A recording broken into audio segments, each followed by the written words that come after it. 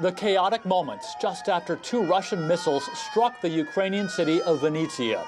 The blasts were earth-shattering in a city southwest of the capital, Kyiv, and far from the battlefront.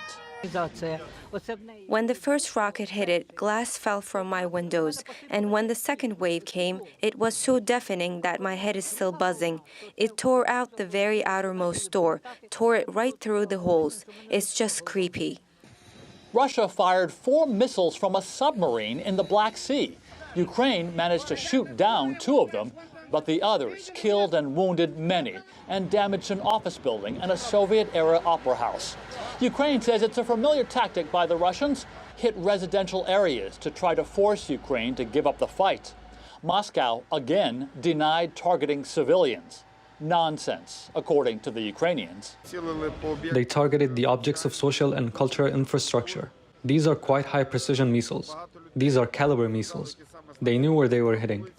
In his nightly address, Ukrainian President Zelensky urged world leaders to put themselves in his shoes.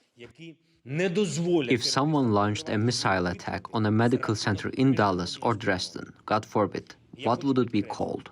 Isn't it terrorism? Among the dead today in Vinnytsia, there is a girl. She was 4 years old. Her name is Lisa.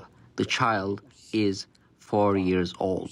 A photo of that child, dead by a sidewalk, quickly reached the Netherlands to a meeting of the International Criminal Court, which called on the West to adopt a wider strategy to bring suspected war criminals to justice. Words are cheap. Too much has been promised for too long. We as lawyers and investigators need to take the law off the page and put it into action. Meanwhile, the U.S. is getting even more worried about Americans in Ukraine, warning them to get out now, and warning that large gatherings and organized events have become targets of the Russian military. And in Vinnytsia, as the search goes on for the missing, dead or alive, Friday has been declared a day of mourning. Andy Roaston, TRT World, Washington.